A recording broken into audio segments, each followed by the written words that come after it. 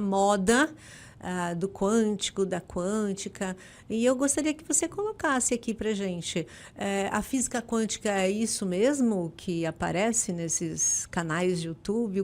O que é mecânica quântica?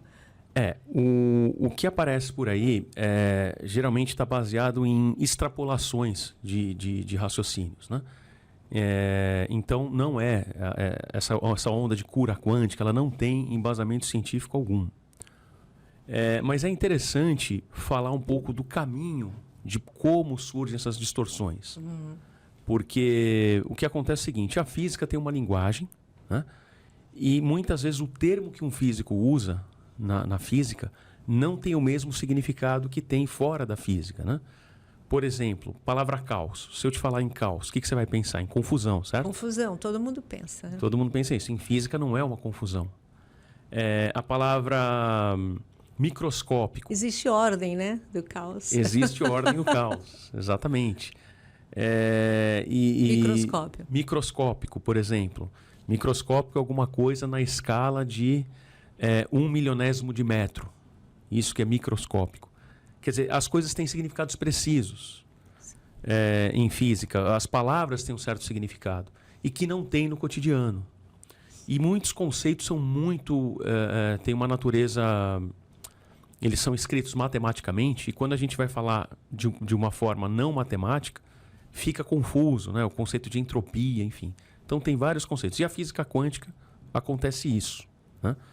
Então o que seria a física quântica? É uma física que descreve as partículas que compõem todo o universo, né? E é uma física diferente da física que a gente tem no cotidiano. Por quê? Porque nessa física que a gente tem no cotidiano, as coisas são bem localizadas. Eu estou aqui, você está aí, a Júlia está lá, esse microfone está aqui. Então cada coisa tem o seu lugar, né? Na mecânica quântica, as partículas você não consegue detectar. Você descreve as partículas como não possuindo, não conseguindo... Você não consegue determinar a posição da partícula, né? Você tem uma incerteza na posição. Ou seja, existe uma região onde é provável que ela esteja. E você consegue determinar probabilidades de você encontrar as partículas num certo lugar. Por exemplo, aqui está uma caneca de água, né? Essa caneca de água está aqui. Na mecânica quântica, você teria uma... levantar aqui. Você teria uma probabilidade dessa caneca estar aqui. Ela poderia estar aqui, estar ali, enfim. E aí, além disso, você não consegue determinar a velocidade dos corpos. Você tem probabilidades dos corpos terem ter uma certa velocidade. Então você não conhece a posição e nem a velocidade, mas você conhece as probabilidades das posições e as probabilidades das velocidades. E aí, o que acontece? Qual é o pulo do gato que o pessoal acaba distorcendo e indo para o campo aí da cura quântica e tal? O que acontece é o seguinte, quando eu meço a posição de um corpo, ou meço a energia, depois eu falo da energia, vou falar primeiro da posição. Quando eu meço a posição de um corpo, eu altero essas probabilidades das posições. Então, o ato de medir a posição de um corpo altera essas probabilidades. E quando eu meço a velocidade também. E é interessante porque, assim, quando eu meço a posição de um corpo, eu começo a ter uma localização mais concentrada num lugar. Você diminui a incerteza. A localização, então, imagina que essa caneca aqui tem uma grande incerteza, ou seja, é provável ela estar numa grande região, e quando eu vou medir a posição, essa incerteza diminui. Ela fica mais localizável. Tá claro o que eu estou falando? Tá didático? Tá. Obrigado. E se eu estiver sendo obscuro, peço que vocês me breguem. Tá. Por favor. Só que quando você diminui a incerteza na posição, você aumenta a incerteza na velocidade. Fica mais difícil saber a velocidade da partícula. E vice-versa. Quando você conhece melhor a velocidade, você aumenta a incerteza na posição. E o que acontece? Isso chama-se princípio da incerteza, né? Que foi descoberto por um físico alemão chamado Heisenberg. Né? Princípio da incerteza de Heisenberg. Minha pronúncia de alemão não é muito boa, então não falo Oi, alemão. Heisenberg. Oi, Heisenberg. Oi, Heisenberg. Não se vira, está se revirando no túmulo agora, Heisenberg. E aí esse princípio da incerteza é a não compreensão desse princípio é uma das fontes de distorção da mecânica quântica. Por quê? Essas incertezas, na nossa escala aqui, nós somos seres grandes comparados com as partículas, na nossa escala essas incertezas são minúsculas, né? Por exemplo, um elétron num átomo. A região de incerteza é da ordem de 1 angstrom. Aí, o que é um angstrom? Um angstrom é o seguinte: você pega 1 milímetro, vai lá na régua em casa, tal, pega lá 1 milímetro, divide por 1 milhão, Caramba, essa distância, né? depois divide por 10. Nossa Senhora. Essa é a escala do átomo, do elétron no átomo. Né? 1 angstrom é o nome dessa distância, dessa escala, dessa medida. Então, a incerteza do elétron no átomo é da ordem de 1 angstrom. Ora, para nós 1 angstrom não é nada. Né? Se eu falar para você, digníssima Eneida, anda 1 angstrom para a direita. Não tem qualquer movimento pequeno que você dê, você já vai se deslocar alguns milímetros. Né? Então, essas incertezas no nosso dia a dia, elas são irrisórias, as incertezas da velocidade também, de modo que nós temos posições bem definidas na nossa escala. Tá certo? Não tem confusão. Todo mundo sabe que eu estou aqui, todo mundo sabe que você está aí, todo mundo sabe que a Julie está ali, né? Que essa caneca está aqui. Então, na nossa escala, essa incerteza é irrisória.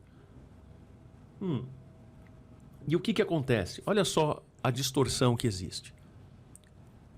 O que muitas pessoas falam? Elas falam o seguinte: ora, se o ato de eu medir uma posição altera as probabilidades das posições, olha o pulo do gato.